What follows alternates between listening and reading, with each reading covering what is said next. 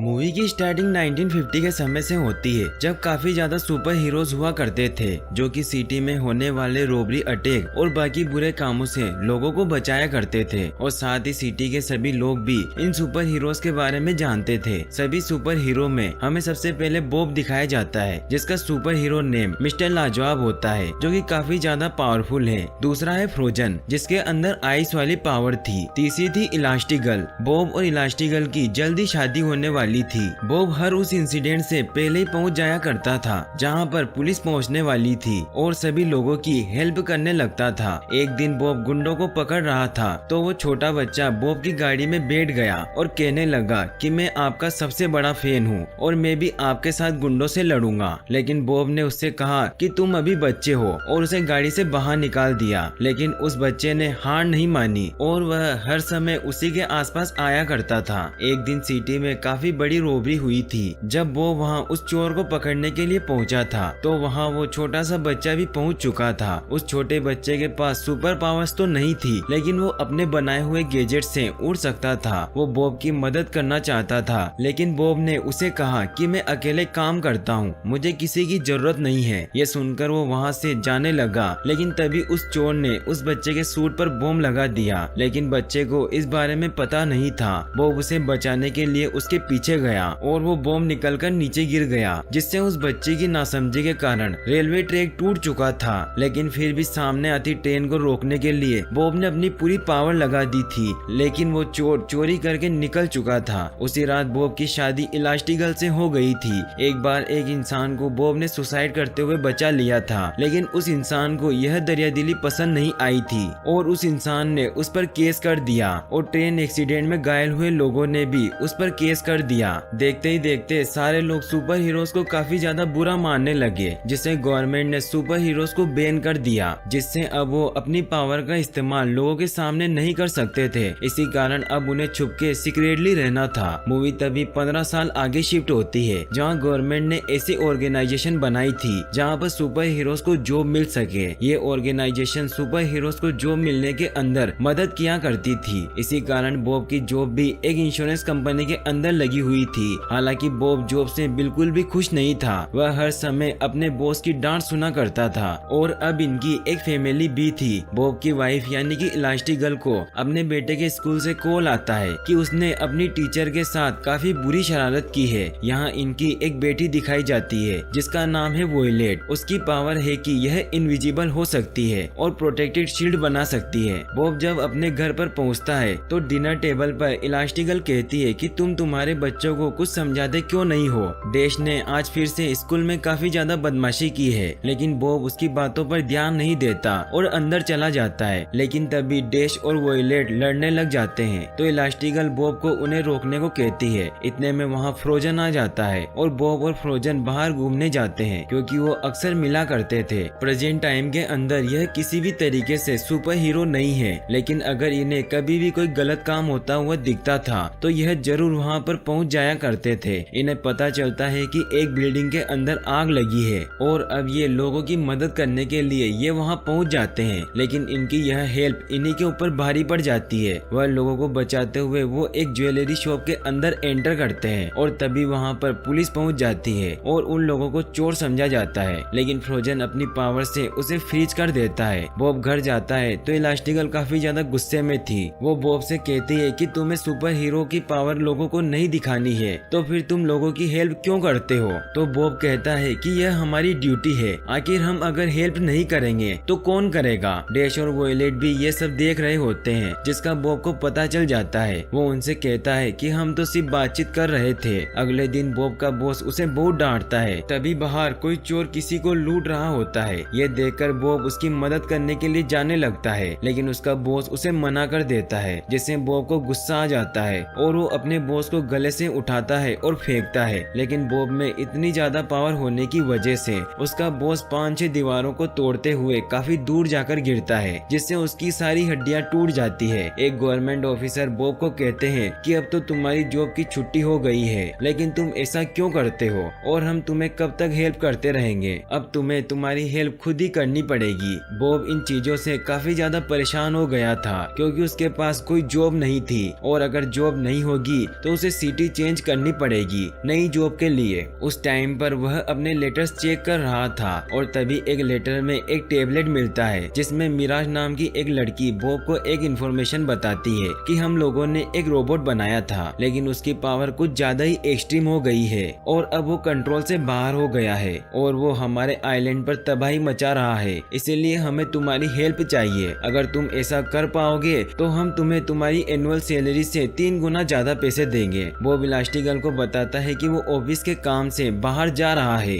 Bob Miraj को call करता है और मिशन के लिए हाँ कर देता है। फिर सीन एक जेट पर शिफ्ट होता है जिसमें मिराज और बॉब उस आइलैंड पर जा रहे होते हैं जहाँ वो रोबोट होता है। मिराज बॉब को बताती है कि हम लोगों ने इस रोबोट में काफी ज्यादा खर्चा किया है और यह काफी ज्यादा इंटेलिजेंट रोबोट है और इसी के साथ तुम इस बात का भी ख्याल रखना कि तुम जितना इससे लड़ोगे यह तुम्हारी हर चीज कॉपी करता जाएगा, तो जितना जल्दी हो सके इसे बस ऑफ कर दो और वहाँ से निकल जाओ। अब बॉब को एक ड्रॉइड में बिठाकर उसी आइलैंड पर छोड़ दिया जाता है, लेकिन बॉब अब एक्सरसाइज न करने की वजह से वो काफी ज्यादा मोटा हो चुका होता है, इसीलिए वो उस ड्रॉइड से बाहर नहीं निकल पाता, जिससे उसे उस ड्रॉइड को तोड़ना पड़ता है। अब बॉब उस रोबोट को ढूंढने लग जाता है। वो रोबोट अचानक उस पर हमला कर देता है। बॉब उस रोबोट से काफी ज्यादा लड़ने की कोशिश करता है, लेकिन वह रोबोट पूरी तरीके से आउट ऑफ कंट्रोल हो चुका था। वह बॉब को मारने वाला था, लेकिन तभी वहाँ बॉब ने उसका सिस्टम खराब कर दिया था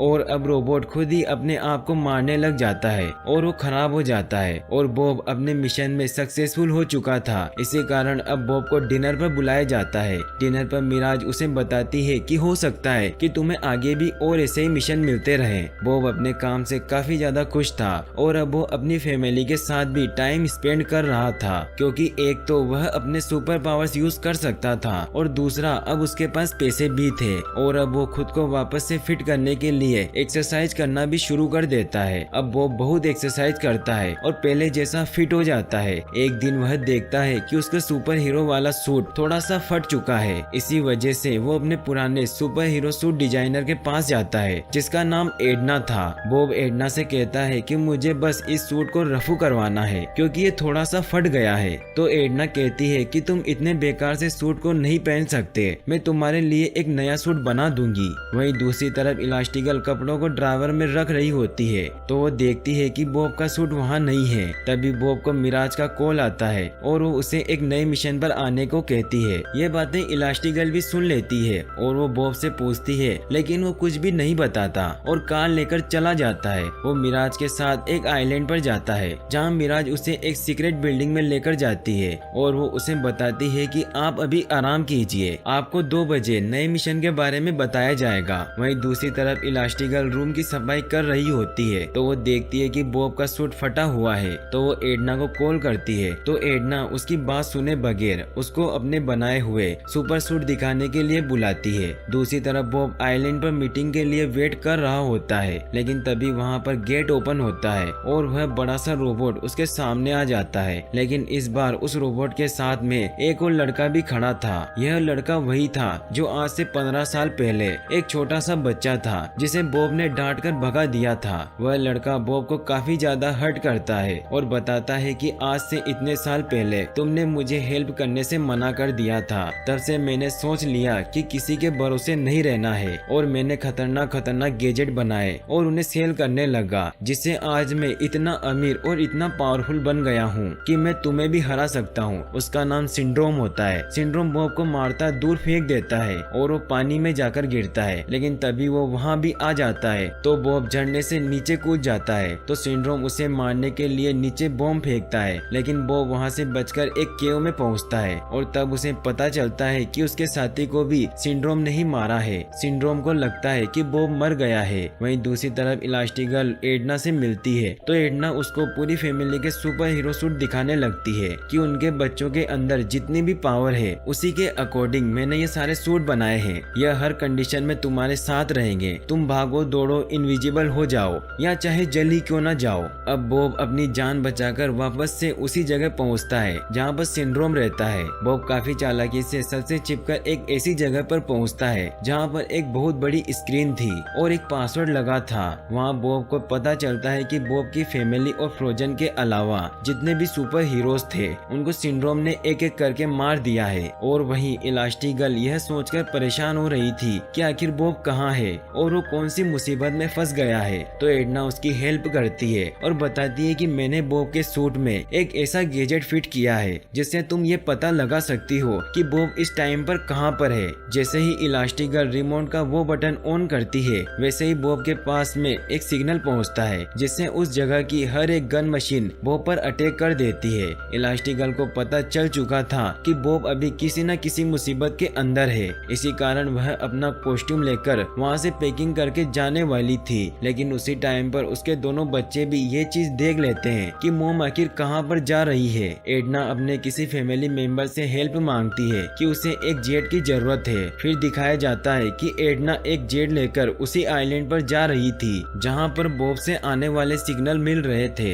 यहाँ सिंड्रोम ने बॉब को पूरी तरीके से बंदी बनाकर रखा था। इधर इलास्टिगर्ल को पता चलता है कि जेट के अंदर उसके साथ उसके दोनों बच्चे भी आ चुके हैं, वह भी बिना बताए, और छोटे बच्चे को बेबी सीटर के भरोसे छोड़ आए हैं। इलास्टिगर्ल उस आइलैंड पर इंफॉर्मेशन देती है कि यह एक गवर्नमेंट जेट है और हमारे साथ बच्चे हैं, तो आप प्लीज अटैक मत कीजिए। यह बात सुनते ही वहाँ पर सिंड्रोम उस जेट के ऊपर फायर कर देता है। इलास्टिगर्ल वॉयलेट को कहती है कि तुम जल्दी से प्लेन के ऊपर शील्ड बनाओ, लेकिन वॉयलेट ऐसा नहीं कर पाती और तभी उस जेट के अंदर ब्लास्ट हो जाते हैं। लेकिन इलास्टिगर्ल अपने दोनों बच्चों को बचा लेती है, वह सभी पानी के अंदर गिर जाते हैं। वहाँ बॉब को काफी ज्यादा गुस्सा आने पर वह सिंड्रोम को पकड़ने लगता है, लेकिन मिराज उसे साइड कर देती है और वो मिराज को पकड़ लेता है। बॉब सिंड्रोम को बोलता है कि मुझे छोड़ दो, नहीं तो मैं इसे मार दूंगा। तो सिंड्रोम बिना हिचकिचाए बोलता है कि हाँ ठीक है, मार दो इसे, मुझे कोई प्रॉब्लम नहीं है। लेकिन बॉब ऐसा नहीं कर पाता है। वहाँ इलास्टिगर्ल ओशन से बाहर निकलने के लिए अपने आप को बोट में चेंज कर लेती है और अपने बेटे की मदद से बहुत तेज आगे बढ़ती है और वो उस आइलैंड पर आकर एक गुफा में जाते हैं। इलास्टिगर्ल अपने बच्चों से बोलती है कि मुझे तुम्हारे फादर के पास जाना पड़ेगा,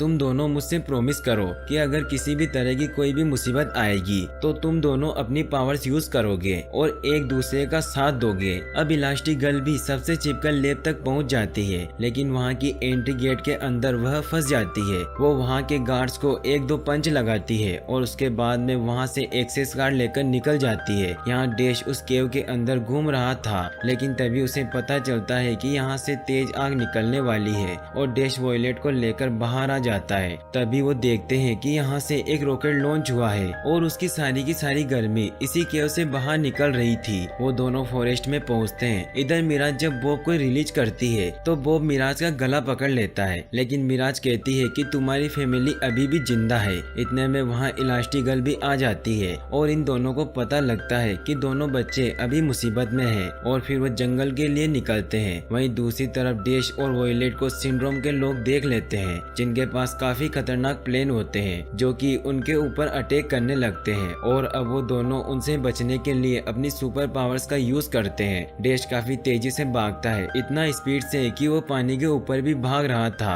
अब बॉब और इलास्टिगर्ल अपने बच्चों को ढूंढ लेती है, लेकिन तभी वहाँ पर सिंड्रोम आके फिर से चारों को अपने गैजेट की मदद से पकड़ लेता है। वह बताता है कि मैंने एक बड़ा सा रोबोट शहर में भेजा है और ये सिर्फ और सिर्फ मेरे रिमोट कंट्रोल से चलता है और अब पूरे शहर को कौन बचाएगा? सिर्फ और सिर्फ मैं बचाऊंगा, क्योंकि हर एक सुपर हीरो को तो मैंने मार दिया है। और अब जब चारों वहाँ पर बंधे हुए थे कि तभी वहाँ पर वॉयलेट अपनी पावर का यूज करती है और वहाँ से चारों निकल जाते हैं। अभी इन्हें एक ऐसा जेट चाहिए था जिससे वो सिटी में पहुँच सके, लेकिन वहाँ पर कोई जेट नहीं होता। तो मिराज उनकी हेल्प करती है और कहती है कि मैं तुम्हें रॉकेट की मदद से वहाँ पर पहुँचा सकती हूँ। यहाँ फ्रोजन सिटी के अंदर बिल्डिंग के बाहर देखता है कि एक बहुत ही बड़ा सा रोबोट पागलों की तरह शहर के अंदर घूम रहा है और हर एक चीज को डिस्ट्रॉय कर रहा है। और वहाँ पर सिंड्रोम सभी लोगों को बचाने के लिए पहुँच जाता है और वो सबको ऐसा दिखाता है जैसे कि वो सुपर हीरो हो, लेकिन वो रोबोट उसी पर हमला कर देता है और उसका रिमोट नीचे गिर जाता है। रोबोट सिंड्रोम को उठाकर दूर फेंक देता है।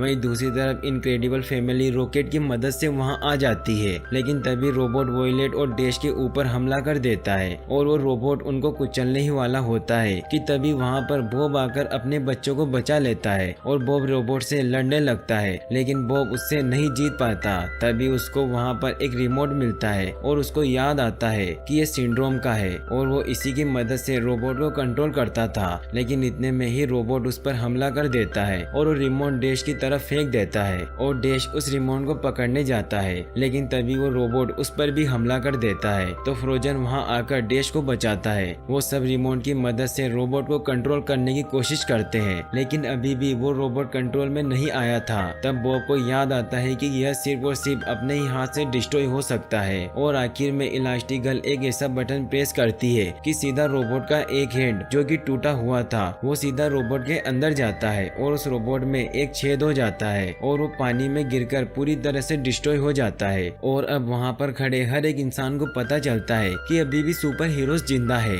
और वह हम सब लोगों की मदद के लिए हर समय तैयार रहते हैं। अब यहाँ पर गवर्नमेंट ऑर्गेनाइजेशन ने भी सुपर हीरोज को वापस से बधाई दी कि गवर्नमेंट तुम्हारे फिर से पूरे हुए लॉस्ट की भरपाई कर देगा, लेकिन सिंड्रोम अभी भी जिंदा होता है। और यह इतनी इंटरेस्टिंग कहानी अभी खत्म होने वाली नहीं थी। सिंड्रोम इनक्रेडिबल फैमिली के घर पर आकर वह सबसे छोटे मेंबर को यानी कि जेक को उठाकर ले जाता है और तब हमें पता चलता है कि जेक अपने रूप बदल सकता है और किसी भी चीज में चेंज हो सकता है। जेक सिंड्रोम को इतना ज्यादा परेशान करता है कि उसके हाथ से जेक छूट जाता है और तभी बॉब इलास्टिगर्ल को हवा में फेंकता है और वो बेबी को पकड़ लेती है और बॉब कार को फेंककर सिंड्रोम के जेट को तबाह कर देता है, जिससे वो जेट के विंग्स में फंसकर मर जाता है और एक बहुत बड़ा ब्लास्ट होता है और वो जेट इनक्रेडिबल फैमिली के ऊपर गिरता है, लेकिन वॉयलेट शील्ड बनाकर सबको बचा लेती है। 3 महीने गुजर जाते हैं। अब डैश स्पोर्ट में पार्टिसिपेट कर लेता है और फिर से एक जायंट सा रोबोट शेयर को डिस्ट्रॉय करने लग जाता है और अब इनक्रेडिबल फैमिली वापस से मास्क पहन लेती है और यहीं पर मूवी एंड हो जाती है। और गाइस, अगर आप ऐसी और वीडियोस देखना चाहते हैं तो डिस्क्रिप्शन में दी गई लिंक्स पर क्लिक करके वॉच कर सकते हैं और वीडियो को लाइक और चैनल को सब्सक्राइब करने के लिए आपका तहे दिल से शुक्रिया। Thanks for watching.